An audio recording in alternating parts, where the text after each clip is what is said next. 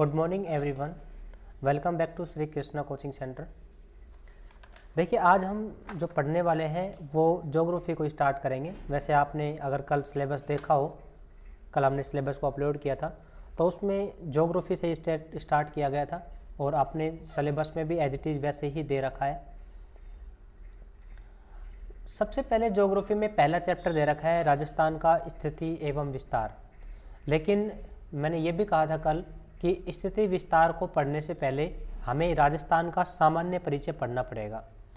तो अपन यहाँ सबसे पहले हेडिंग लगाएंगे राजस्थान का सामान्य परिचय।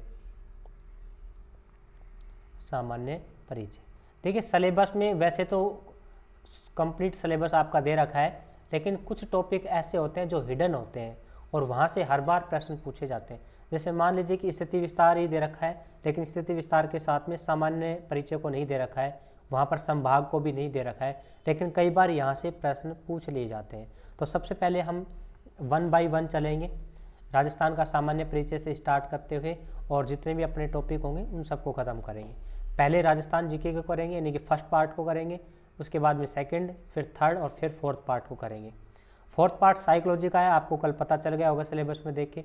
तो हो सकता है साइकोलॉजी को अपन पहले भी स्टार्ट कर दें, लेकिन जीके का पोर्शन सेम ऐसे ही चलेगा, फर्स्ट सेकंड थर्ड पार्ट इस तरह से। करंट अफेयर का जैसे लगेगा उचित उस हिसाब से करंट अफेयर्स को अपने स्टार्ट करेंगे, ठीक है। तो निश्चित रहिए, आज से अपन पहली क्लास ले रहे हैं और कंटिन्यू ही क्लास चलेगी अब। तो चलिए अपन स्टार्ट करते हैं। सामान्य परिचय को हम कैसे पढ़ेंगे? सबसे पहली बात, सामान्य परिचय में हम सबसे पहले पढ़ेंगे राजस्थान का नामकरण। राजस्थान का नामकरण पढ़ेंगे सबसे पहले कि राजस्थान का नाम कैसे पड़ा। उसके बाद राजस्थान के प्रमुख जिलों को पढ़ेंगे, उसके बाद में राजस्थान के प्रमुख संभागों को पढ़ेंगे, राजस्थान के मैप का अध्ययन भी अपन करने वाले हैं। अब नामकरण में बात करें तो देखो, नामकरण में अपन काफ़ी तरीक़ों से राजस्थान के नामकरण की बात कर सकते हैं, लेकिन जैसे मैं करता हूँ, सबसे पहले हम देखेंगे कि राजस्थान को प्राचीन काल में क्या कहा गया। प्राचीन काल में राजस्थान का क्या नाम था। इसके अलावा मध्यकाल में राजस्थान का क्या नाम था। फिर हम देखेंगे कि ब्रिटिश काल में राजस्थान का क्या नाम था, यानी कि स्वतंत्रता से पूर्व लगा लीजिए आप, या उसके बाद हम बात करेंगे स्वतंत्रता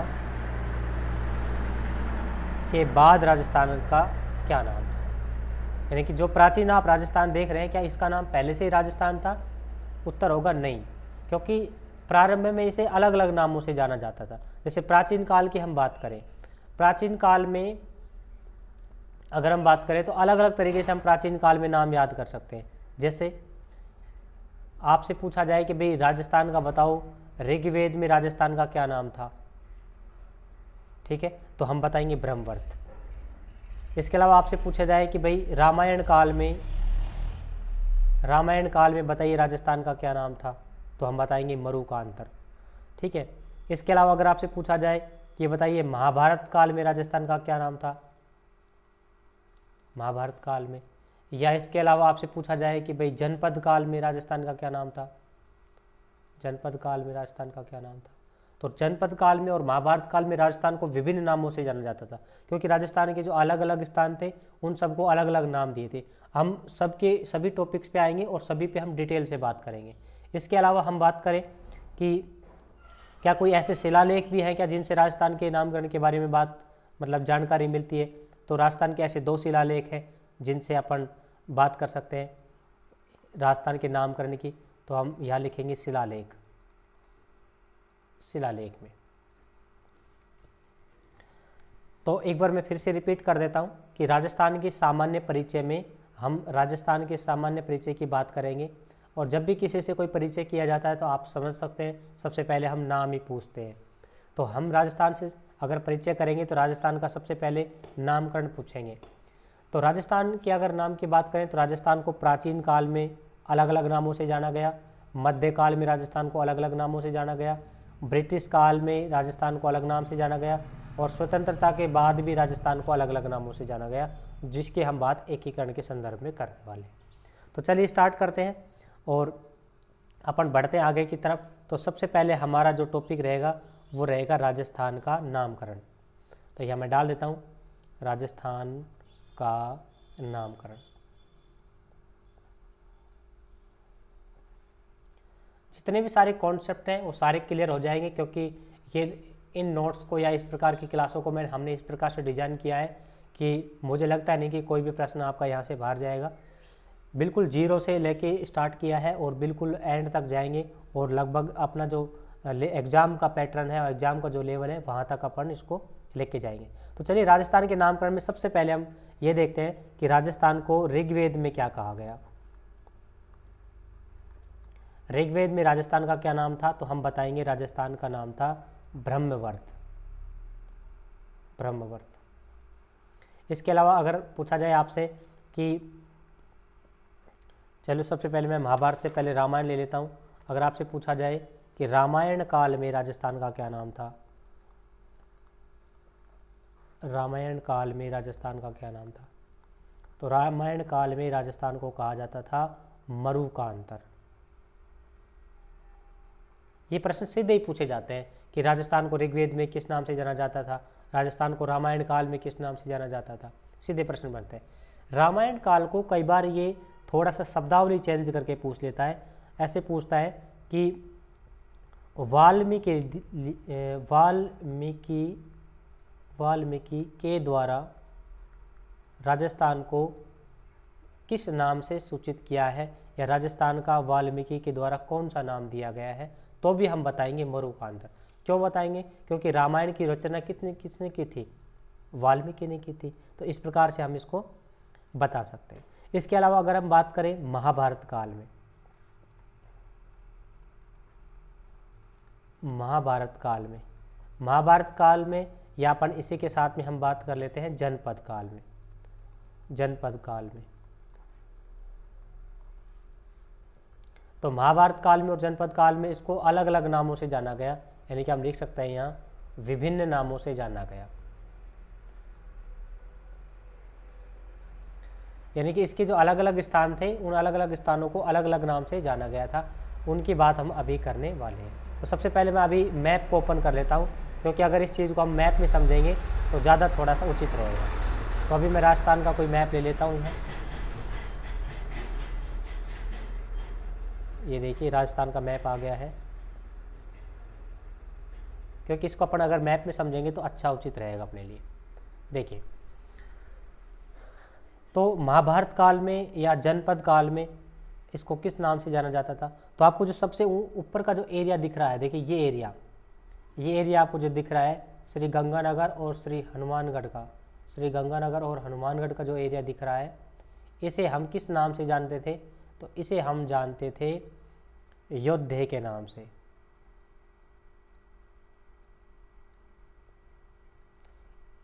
किस नाम से जानते थे, योद्धे के नाम से जानते थे। इसके अलावा आपको ये जो एरिया दिख रहा है अभी बीकानेर और इसके आसपास का एरिया है, इसे किस नाम से जाना जाता था, तो बीकानेर और इसके एरिया को हम कह सकते हैं यहाँ, इस एरिया को जांगल प्रदेश के नाम से जाना जाता था। जांगल प्रदेश के नाम से जाना जाता था। जांगल प्रदेश की आप बात करें तो जांगल प्रदेश में जो राजा रहता था या जांगल प्रदेश का जो राजा था उसे हम जंगलधर बादशाह कहते थे। तो यहाँ मैं लिख देता हूँ, जांगल प्रदेश के राजा को क्या कहा जाता था, इसके राजा को कहा जाता था जंगलधर बादशाह। देखिए बहुत छोटी छोटी चीज़ें हैं जो एग्ज़ाम में आपसे पूछ ली जाती हैं, तो इन सबको हम याद करेंगे। इसके अलावा यहाँ आपको अलवर दिख रहा होगा, ये आपको इधर देखिए पूर्व में देखिए, ये आपको अलवर दिख रहा होगा। अलवर और इसके आसपास का जो एरिया था इसे किस नाम से जाना जाता था, तो इसे अपन कह सकते हैं मत्स्य जनपद। जनपद काल में अलवर और इसके आसपास के एरिया को क्या कहा जाता था, मत्स्य जनपद के नाम से जाना जाता था। वैसे मत्स्य जनपद की हम बात करें तो मत्स्य जनपद की जो राजधानी थी वो विराटनगर थी। ठीक है, विराटनगर देखिए, अगर हम बात करें यहाँ ये जो एरिया है जयपुर, बैराट और इसके आसपास का जो एरिया है ये विराट नगर के नाम से फेमस था, जिसे आप वर्तमान में क्या कहते हैं, वर्तमान में जिसे हम बैराट कहते हैं। देखिए ये जो एरिया है, ये जो एरिया है उस समय ये विराट नगर कहलाता था, विराट नगर कहलाता, जिसे वर्तमान में हम क्या कहते हैं, बैराट कहते हैं। बैराट, बैराट कहाँ पड़ता है, जयपुर में पड़ता है।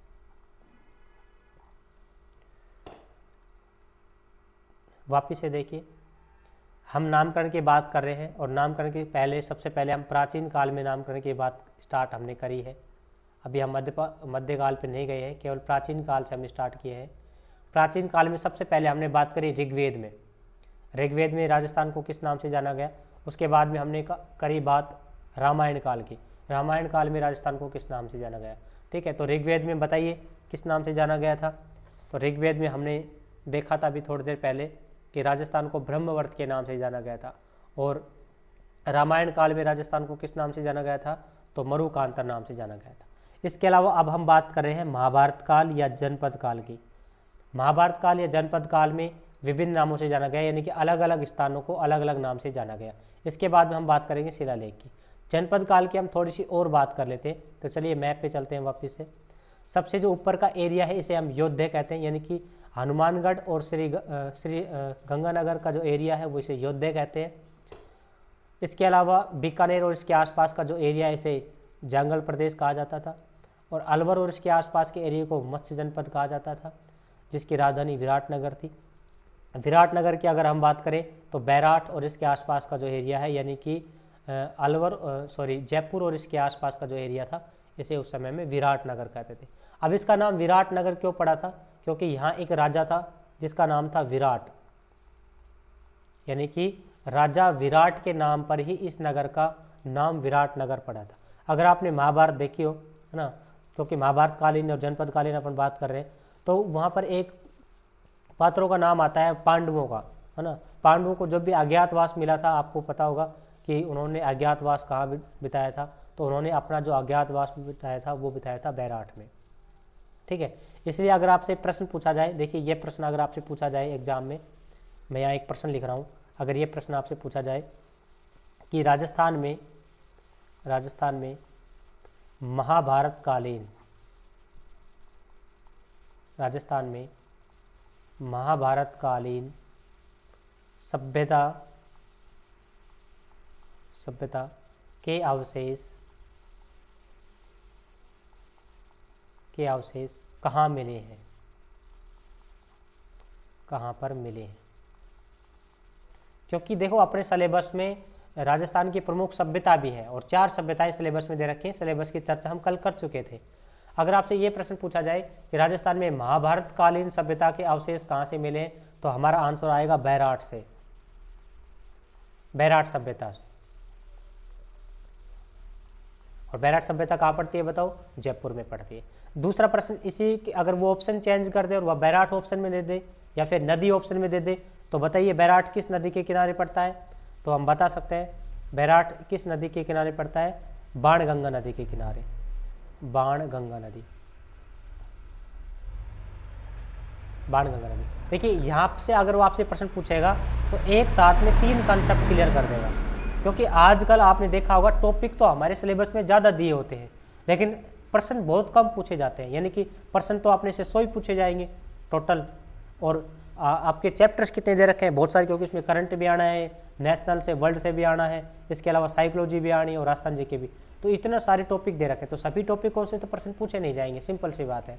एक छोटा सा कॉन्सेप्ट यहाँ समझना, अगर ये प्रश्न पूछा जाता है तो यहाँ से 3 कॉन्सेप्ट कंप्लीट होते हैं, 3 चैप्टर कंप्लीट होते हैं। कौन कौन से देखिए, अगर वो आपसे पूछा जाए कि राजस्थान में महाभारत कालीन सभ्यता के अवशेष कहाँ मिले हैं, और वहाँ बैराट ऑप्शन नहीं दे के नदी ऑप्शन दे देता है, बाणगंगा नदी, लूणी नदी, इसके अलावा चंबल नदी या कोई भी 4 नदी दे दे, तो देखिए एक तो वो नदी से पूछ लेगा अपने 100%, नदी वाला चैप्टर खत्म हो गया। इसके अलावा महाभारत कालीन सभ्यता के अवशेष किस सभ्यता से मिले, वो सभ्यता भी उन्होंने पूछ ली, क्योंकि बाणगंगा नदी के किनारे कौन सी सभ्यता है, बैराट सभ्यता है, तो सभ्यता से प्रश्न पूछ लिया। इसके अलावा चूंकि हमारे सामान्य परिचय हम पढ़ रहे हैं, तो अगर ये प्रश्न अगर आपसे पुटअप होता है तो राजस्थान के सामान्य सामान्य जो परिचय है वहाँ से भी प्रश्न पुटअप हो जाता है। यानी कि एक ही प्रश्न आपसे तीन टॉपिकों को कवर कर रहा है। आई होप आपको ये समझ में आया होगा कि किस प्रकार के पैटर्न पर हमसे प्रश्न पूछे जाते हैं। एक प्रश्न होगा और कम से कम 3 से 4 टॉपिक्स को वो कवर करेगा। इसी प्रकार से जब आप भौतिक विभाग पढ़ेंगे, है ना, तो वहाँ पे भी हम ऐसे बात करेंगे, क्योंकि एक प्रश्न आपसे पूछा जाएगा और कम से कम 2 से 3 चैप्टर्स को वो कवर करेगा। क्लियर? तो चलिए अपन और आगे बढ़ते हैं। इसके अलावा जनपद में और क्या पूछ सकता है आपसे? हमसे पूछ सकता है वो सूरसेन जनपद को। सूरसेन जनपद की अगर हम बात करें तो एक तो ये भरतपुर का एरिया है, ये भरतपुर है पूर्व में देखिए, और इधर धौलपुर है, और इसके अलावा करौली का एरिया आता है। भरतपुर, धौलपुर और एक करौली का जो एरिया, ये जो एरिया आपको दिख रहा है, देखिए मैं इसको थोड़ा रेड कर देता हूँ। ये जो एरिया आपको दिख रहा है, इस एरिया को क्या कहा जाता था? सूरसेन जनपद कहा जाता था।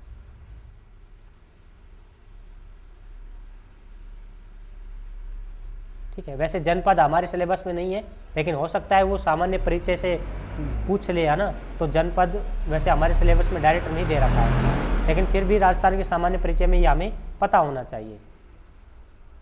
ठीक है, इस सूरसेन जनपद की बाउंड्री मैं यहाँ से थोड़ा सा बना देता हूँ। देखिए ये इसकी बाउंड्री है, यहाँ तक फैला हुआ था। 3 डिस्ट्रिक्ट कवर कर सकता है, भरतपुर करता है, धौलपुर करता है और करौली, तीन जिले इसमें आते हैं। तो जिलों को भी आपको ध्यान रखना है, क्योंकि आपसे पूछा जा सकता है कि सूरसेन जनपद से संबंधित जिला कौन सा नहीं है, तो 3 जिले दे देगा और एक कोई अलग दे देगा।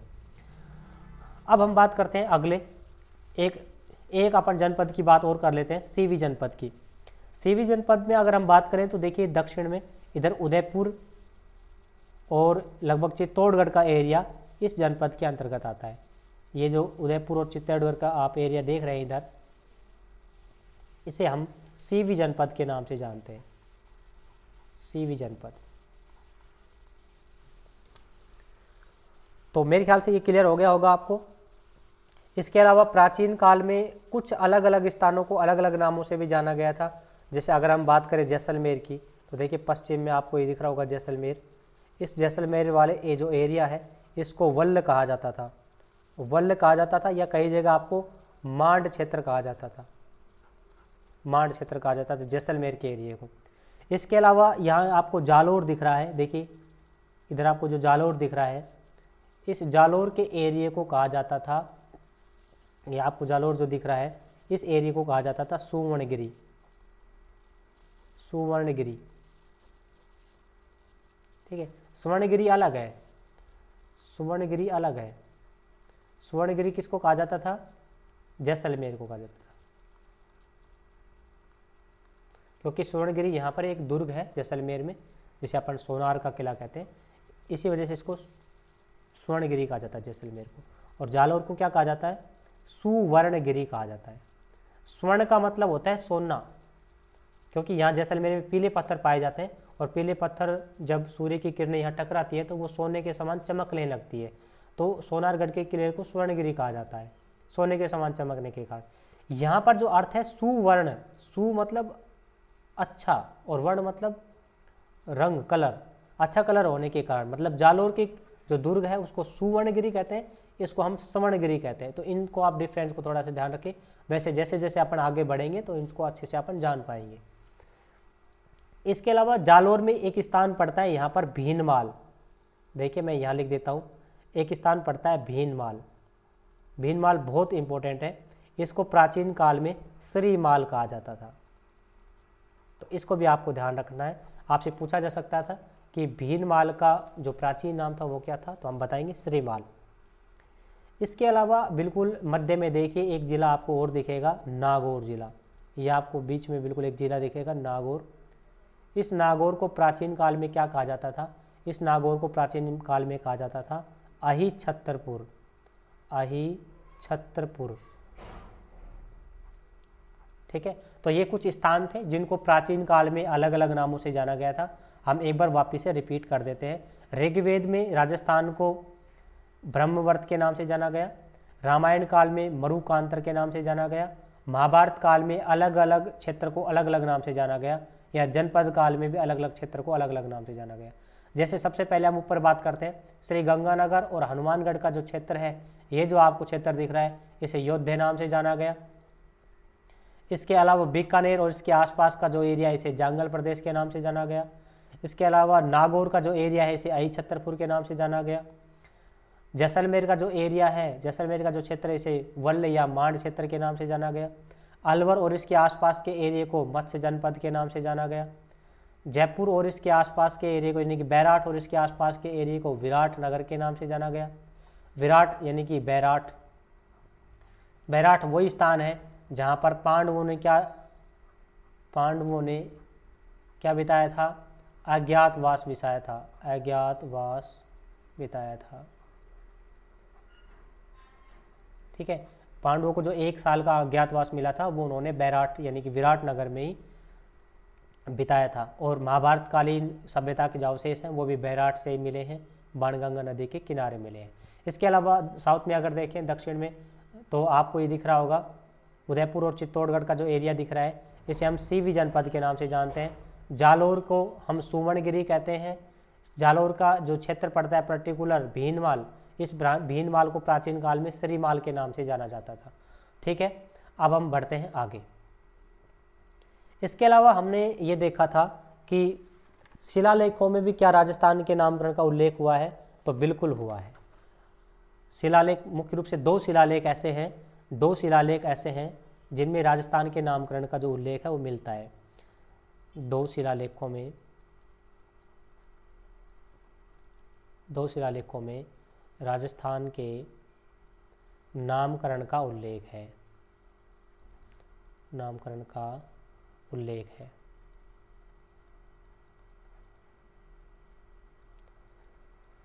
अब ये कौन कौन से शिलालेख हैं, 2 जो शिलालेख हैं वो कौन कौन से हैं, तो चलिए हम दोनों की बात कर लेते हैं।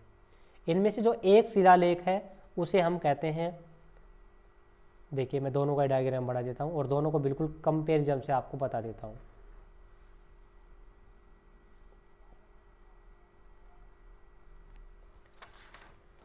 एक मिनट, लाइन को मैं थोड़ा सा सीधी ले लेता हूँ, बिल्कुल एकदम से।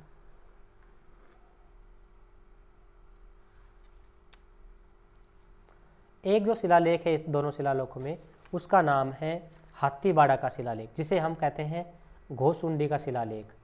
देखिए, इसे हम कहते हैं घोसुंडी का शिलालेख या हाथीबाड़ा का शिलालेख। मैं पेंसिल ले लेता हूँ अभी। हाथीबाड़ा का शिलालेख, हाथीबाड़ा का शिलालेख, हाथीबाड़ा का शिलालेख कहें या फिर इसे अपन घोसुंडी का शिलालेख कहते हैं।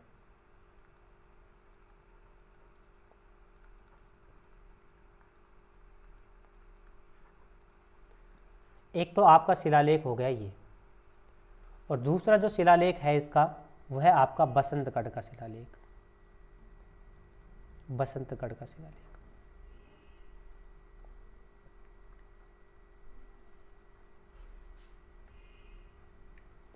देखिए, हम दोनों ही शिलालेख की हम बात करते हैं। ये दोनों जो शिलालेख हैं ये राजस्थान के नामकरण का उल्लेख करते हैं, यानी कि इन दोनों शिलालेखों में राजस्थान के जो नामकरण है उसका उल्लेख किया गया है। अब बात ये करते हैं कि भी कौन से शिलालेख में राजस्थान को किस नाम से जाना गया। तो अगर हम बात करें हाथीबाड़ा शिलालेख की या घोसुंडी शिलालेख की, तो इसमें राजस्थान को एक शब्द दिया गया जिसका नाम था राजस्थानीय, राजस्थानी, ये नाम दिया गया था। और बसंतगढ़ का शिलालेख है, इसमें राजस्थान के लिए अलग नाम दिया गया है जिसका नाम है राजस्थानीयादित्य,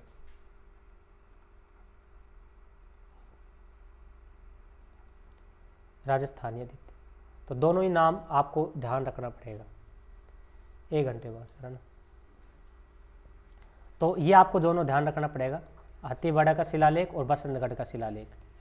हाथीबाड़ा का शिलालेख कहाँ से प्राप्त होता है, तो इसकी अगर हम बात करें तो ये जो हमें शिलालेख प्राप्त होता है ये प्राप्त होता है कहाँ से, चित्तौड़गढ़ से। अगर हम बात करें प्रॉपर स्थान तो इसका नाम है नगरी चित्तौड़गढ़ से, नगरी चित्तौड़गढ़ से।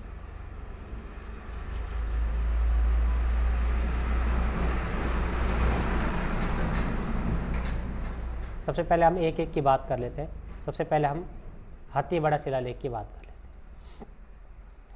तो ये शिलालेख हमें नगरी चित्तौड़गढ़ से मिलता है और इसमें राजस्थान के लिए राजस्थानीय शब्द का उल्लेख मिलता है। अब यहाँ से प्रश्न कैसे बनेंगे हम उनकी भी बात करेंगे। तो देखिए, सबसे पहले अगर हम बात करें इसकी भाषा की, तो इसकी जो भाषा थी वो भाषा थी संस्कृत। कौन सी भाषा में लिखा गया? ये संस्कृत भाषा में लिखा गया। इसके अलावा इसकी लिपि कौन सी थी? अगर हम लिपि की बात करें तो इसकी लिपि थी ब्राह्मी लिपि, ब्राह्मी लिपि में लिखा गया। इसके अलावा और बात करें तो ये कहाँ से प्राप्त हुआ है, तो हमने बता ही दिया स्थान इसका नगरी चित्तौड़गढ़ से। तो ये वर्तमान स्थान को क्या है, इसका वर्तमान में कहाँ है ये? तो अगर इसके वर्तमान स्थान की बात करें तो वर्तमान में इसे उदयपुर संग्रहालय में रखा गया है। उदयपुर संग्रहालय में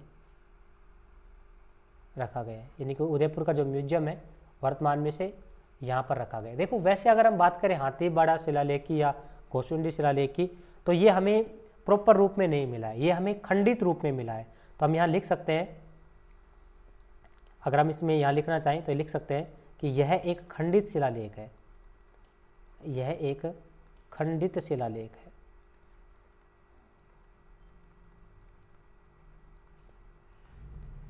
यह एक खंडित शिलालेख है, ठीक है।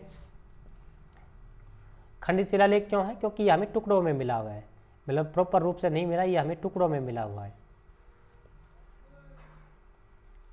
इसके अलावा अगर बात करें तो ये जो शिलालेख है इसकी खोज किसने करी थी? घोसुंडी शिलालेख की खोज किसने की थी? तो एक नाम आता है जिसका नाम है श्यामल दास। श्यामल दास, अगर आपने श्यामल दास का नाम सुना हो तो ये वही श्यामल दास है जिन्होंने एक रचना करी थी। कौन सी रचना लिखी थी श्यामल दास ने? वीर विनोद लिखी थी, है ना। तो आप यहाँ लिख सकते हैं ये वही श्यामल दास है जिन्होंने वीर विनोद की रचना की थी। वीर विनोद के रचयिता। तो आपसे सीधा प्रश्न भी पूछा जा सकता है कि वीर विनोद की रचनाकार कौन थे या वीर विनोद के लेखक कौन थे? तो श्यामल दास, ठीक है। घोसुंडी शिलालेख के खोजकर्ता कौन थे? श्यामल दास थे, ठीक है। लेकिन अगर हम इसकी बात करें, ये तो खोज की बात हुई, अगर इस शिलालेख को सर्वप्रथम किसके द्वारा पढ़ा गया? सर्वप्रथम पढ़ा गया, किसके द्वारा पढ़ा गया? तो उस व्यक्ति का नाम आएगा D.R. भंडारकर।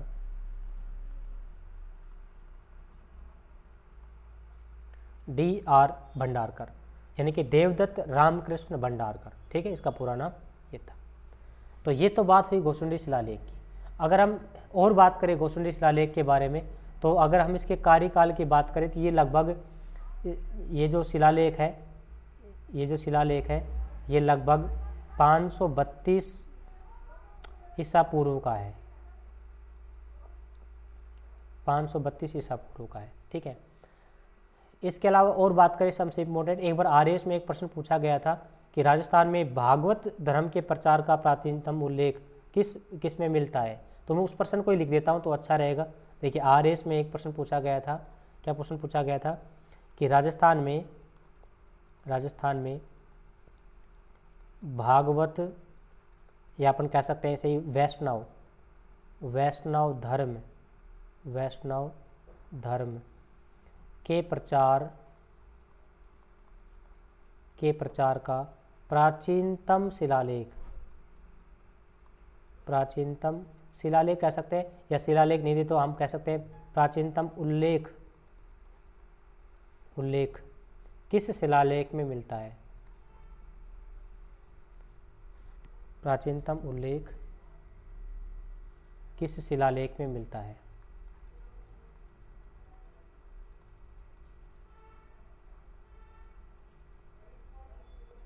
आपसे प्रश्न कैसे भी पूछा जाए, जैसे आपसे पूछा जाए राजस्थान में वैष्णव धर्म के प्रचार का प्राचीनतम शिलालेख कौन सा है, तो शिलालेख का नाम बता देंगे। या ऐसे पूछा जाए कि राजस्थान में भागवत या वैष्णव धर्म के प्रचार का प्राचीनतम उल्लेख किस शिलालेख में मिलता है, तो हम बताएंगे घोसुंडी का शिलालेख। घोसुंडी का शिलालेख, बार बार रीडायरेक्ट हो रहा है ये शिलालेख। घोसुंडी का शिलालेख ऑप्शन में नहीं हो तो कौन सा बताएंगे हम? हाथीबाड़ा का शिलालेख, क्योंकि घोसुंडी के शिलालेख को हम क्या कहते हैं, हाथीबाड़ा का शिलालेख कहते हैं। तो ये तो हुई कंप्लीट बात इसके बारे में। देखिए वैसे तो हमसे अगर सामान्य परिचय में ये यहाँ से प्रश्न पूछा जाएगा शिलालेखों से, तो सामान्य परिचय में हमसे 2 ही प्रश्न पूछे जाएंगे। देखिए इन दोनों को आपको अच्छे से ध्यान रखना है। एक तो आपसे पूछा जाएगा कि राजस्थानीय शब्द का जो उल्लेख है वो किस अभिलेख में किया गया है। तो एक तो आपको राजस्थानीय शब्द ध्यान रखना है, ठीक है। राजस्थानीय शब्द आए तो हमें बताना है हाथीबाड़ा का शिलालेख या घोसुंडी का शिलालेख।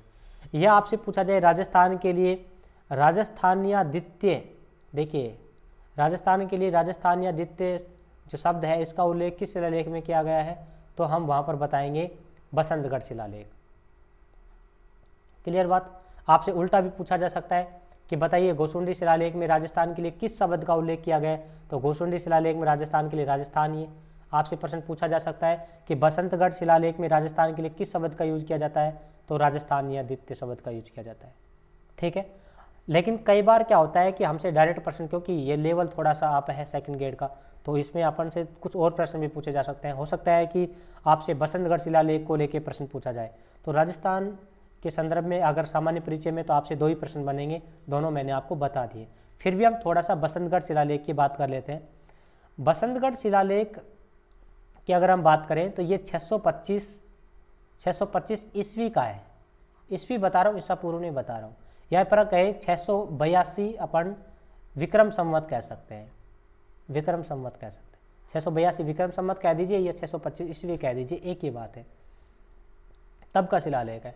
अब आपके मन में ये प्रश्न आ रहा होगा कि सर ऐसे प्रश्न पूछ लिया जाए सीधा का सीधा कि बताओ राजस्थान जो शब्द है इसका उल्लेख किस शिलालेख में किया गया है, या राजस्थान शब्द का उल्लेख करने वाला प्रथम शिलालेख कौन सा है। और आपको वहाँ पर हाथीबाड़ा यानी कि घोसुंडी का शिलालेख और बसंतगढ़ दोनों ही ऑप्शन में मिल जाए, तो ध्यान रखिए ऐसी कंडीशन में हमें हाथीबाड़ा को सिलेक्ट करना है, यानी कि घोसुंडी शिलालेख को करना है। क्यों करना है, क्योंकि ये पहले का है, ठीक है। यानी कि राजस्थान शब्द का उल्लेख यहाँ पहले मिलता है, यहाँ प्रथम मिलता है, पहले मिलता है, सबसे पहले मिलता है, उसके बाद में यहाँ मिलता है, बसंतगढ़ में मिलता है। क्लियर हुई बात। चलिए बसंतगढ़ शिलालेख की अगर हम और बात करें कि ये जो बसंतगढ़ का शिलालेख है ये कहाँ है, यानी कि इसके स्थान की बात करें, बसंतगढ़ के जो शिलालेख है इसके स्थान की हम बात करें, तो बसंतगढ़ का जो शिलालेख है वो सिरोही में है। अगर आपको प्रॉपर स्थान में बताऊं तो खीमल माता मंदिर सिरोही यहाँ से प्राप्त हुआ है। खीमल माता मंदिर सिरोही से प्राप्त हुआ है, ठीक है। इसके अलावा हम बात करें कि ये जो बसंतगढ़ का शिलालेख है इसमें किस चीज़ का उल्लेख मिलता है, तो इसमें मुख्य रूप से हम बात करें तो इसमें दास प्रथा का उल्लेख मिलता है। इसमें दास प्रथा का उल्लेख मिलता है, या हम कह सकते हैं कि ये जो शिलालेख है ये दास प्रथा पर लिखा गया शिलालेख है। तो हम लिख देते हैं दास प्रथा का उल्लेख यहाँ पर किया गया है। और ये जो शिलालेख है ये चावड़ा वंश का एक शासक था, चावड़ा वंश के शासक जिसका नाम था वर्मलात, इसके समय का है, यानी कि काफ़ी प्राचीनतम है, ठीक है। वैसे अगर बात करें तो चावड़ा वंश के शासक वर्मलात के समय का जरूर है, लेकिन इसमें यहाँ पर एक मेवाड़ के शासक का भी उल्लेख किया गया है। यहाँ पर मेवाड़ के शासक शीलादित्य का उल्लेख भी किया गया है।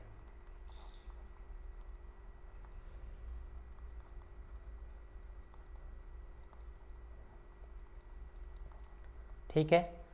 अब देखिए वैसे तो हमारे काम की जो 2 बात थी, राजस्थान्यादित्य ये राजस्थानीय शब्द घोसुंडी शिलालेख में और राजस्थान्यादित्य शब्द बसंतगढ़ शिलालेख में, लेकिन फिर भी हमने इसके आसपास की जितनी भी सारी बातें थी वो कर ली है। अगर यहाँ से प्रश्न आएगा तो एक भी प्रश्न आपका इससे बाहर नहीं जाएगा, ठीक है फ्रेंड्स। अब उसके बाद में देखिए हमने क्या पढ़ना है, हमें पढ़ना है मध्यकाल में। वैसे हम स्टेप बाय स्टेप चल रहे हैं, मैं आपको एक बार वापस से रिवाइज करा देता हूँ। सबसे पहले हमने राजस्थान का सामान्य परिचय देखा है। राजस्थान के सामान्य परिचय में हमने सबसे पहले राजस्थान के नामकरण की बात करी थी कि राजस्थान को अलग अलग जगह पे अलग अलग नाम से प्रदर्शित किया गया। जो वर्तमान में आप राजस्थान नाम है, क्या ये पहले भी राजस्थान था? इस भूभाग को क्या पहले भी राजस्थान कहा जाता था? तो इसका आंसर होगा नहीं, क्योंकि प्राचीन काल में इसे अलग नामों से जाना जाता था, मध्यकाल में इसके अलग नाम थे, ब्रिटिश काल में अलग थे, स्वतंत्रता के बाद अलग नाम थे। लेकिन आज की क्लास में हमने देखा प्राचीन काल में राजस्थान के नामकरण। तो प्राचीन काल में सबसे पहले हमने देखा है कि राजस्थान को ऋग्वेद में क्या कहा गया। तो ऋग्वेद में हमने बताया राजस्थान को ब्रह्मवर्त, किस नाम से जाना गया था? ब्रह्मवर्त के नाम से जाना गया था। इसके अलावा रामायण में राजस्थान को, या वाल्मीकि ने राजस्थान को किस नाम से जाना था? तो उसका नाम हम बता सकते हैं मरुकांतर। ठीक है। महाभारत काल में अलग अलग क्षेत्रों को अलग अलग, जैसे श्री गंगानगर और जो हनुमानगढ़ का एरिया है ऊपर का, उसे हम किस नाम से जानते थे? योद्धा के नाम से जानते थे। इसके अलावा बीकानेर और इसके आसपास के एरिए को हम जंगल प्रदेश के नाम से जानते थे। जैसलमेर के क्षेत्र को हम वल्ल या मांड के नाम से जानते थे। नागौर के क्षेत्र को आई छत्तरपुर के नाम से। अलवर के और इसके आसपास के क्षेत्र को मत्स्य जनपद। जयपुर यानी कि बैराट और इसके आसपास के क्षेत्र को विराटनगर। इसमें 3 डिस्ट्रिक्ट आएंगे सूरसेन में, यहाँ पर भरतपुर, धौलपुर और करौली सूरसेन जनपद में आएंगे। इसके अलावा सीवी जनपद में उदयपुर और चित्तौड़गढ़ आपके 2 जिले आएंगे। जालौर को सुवर्णगिरी और जालौर के भीनमाल को श्रीमाल, इन नामों से जाना गया था। ठीक है। इसके बाद में हमने प्राचीन काल में, महाभारत काल के बाद में हम शिलालेखों की बात करी, तो मुख्य रूप से 2 शिलालेख ऐसे हैं जो राजस्थान के नामकरण का उल्लेख करते हैं। इनमें सबसे इम्पोर्टेंट है हाथीवाड़ा का शिलालेख या घोसुंडी का शिलालेख। ज़्यादातर ये इस नाम से मिलता है, घोसुंडी के शिलालेख के नाम से ज़्यादा मिलता है। तो आपको ध्यान रखना है, राजस्थान शब्द का उल्लेख करने वाला प्रथम शिलालेख कौन सा है? तो हम बताएंगे घोसुंडी का शिलालेख। कहाँ से प्राप्त होता है? तो नगरी चित्तौड़गढ़ से प्राप्त होता है। घोसुंडी शिलालेख में राजस्थान के लिए किस शब्द का प्रयोग किया गया है? तो हम बताएंगे राजस्थानी शब्द का प्रयोग किया गया है। इसके अलावा घोसुंडी शिलालेख की भाषा संस्कृत थी, लिपि ब्राह्मी थी। वर्तमान में ये उदयपुर संग्रहालय में संग्रहित है। ये जो शिलालेख है ये हमें प्रॉपर नहीं मिला है, टुकड़ों के रूप में मिला है। तो जो सबसे बड़ा टुकड़ा था वो इसका उदयपुर के संग्रहालय में संरक्षित किया गया है। ठीक है। ये खंडित शिलालेख है क्योंकि हमें टुकड़ों में मिला है। इसकी जो खोज है वो वीर विनोद के रचयिता श्री श्यामल दास के द्वारा की गई थी। इसके अलावा इसको सबसे पहले पढ़ने वाले व्यक्ति का नाम D.R. भंडारकर है। ठीक है। तो आई होप ये आपको पसंद आया होगा। ठीक है। इसके अलावा भी हम बसंतगढ़ शिलालेख को भी पढ़ सकते हैं। बसंतगढ़ शिलालेख में मुख्य रूप से बात करें तो 625 ईस्वी का है, या विक्रम संवत में बात करें तो 682 ईस्वी का है, विक्रम संवत का है। स्थान ये खीमल माता मंदिर सिरोही से प्राप्त होता है। इसमें दास प्रथा का उल्लेख किया गया है और ये चावड़ा वंश के शासक वर्मलात के समय का है। इसके अलावा इसमें मेवाड़ के शासक शिलादित्य का भी उल्लेख मिलता है। ठीक है। इसके अलावा हमने आर्यस में पूछे गए प्रश्न की भी बात करी, जो कि सबसे इंपॉर्टेंट प्रश्न है कि राजस्थान में भागवत यानी कि वैष्णव धर्म के प्रचार का जो प्राचीनतम उल्लेख है वो किस शिलालेख में मिलता है? तो घोसुंडी शिलालेख में। वैसे भी हम देखो अंदाजा भी लगाना चाहे तो अगर प्राचीनतम जहाँ शब्द आ जाता है तो वहाँ पर प्राचीनतम ही शिलालेख काम आएगा, इसलिए वहाँ पर आंसर हमारा आएगा घोसुंडी का शिलालेख। ठीक है। तो आज की क्लास में इतना ही है, मिलते हैं कल की क्लास में। कल की क्लास में हम क्या पढ़ेंगे? देखिए, हमने जैसा कि ऊपर ही डिस्कस कर दिया था, बिल्कुल हम स्टेप बाय स्टेप पढ़ने वाले हैं। आज की क्लास में हमने प्राचीन काल को पढ़ा है, जिसमें हमने ऋग्वेद, रामायण काल, महाभारत काल और शिलालेखों में जो राजस्थान का नामकरण है उसके बारे में हमने चर्चा करी है। कल की क्लास में हम मध्यकाल में राजस्थान को किस नाम से जाना गया, जैसे राजपूताना, रायथान, राजस्थान, ये नाम किसने दिए और उनकी भी हम डिटेल से बात करेंगे। ब्रिटिश काल में राजस्थान को किस नाम से जाना गया था, हम उसकी भी बात करेंगे। ठीक है। इसके अलावा स्वतंत्रता के बाद यानी कि एकीकरण में राजस्थान एकीकरण के कौन से पार्ट में राजस्थान का सबसे पहले नामकरण आता है, या कौन सा नाम कब दिया गया, हम उन सब की चर्चा करने वाली क्लास में करने वाले। ठीक है फ्रेंड्स, आज की क्लास में इतना ही है। धन्यवाद।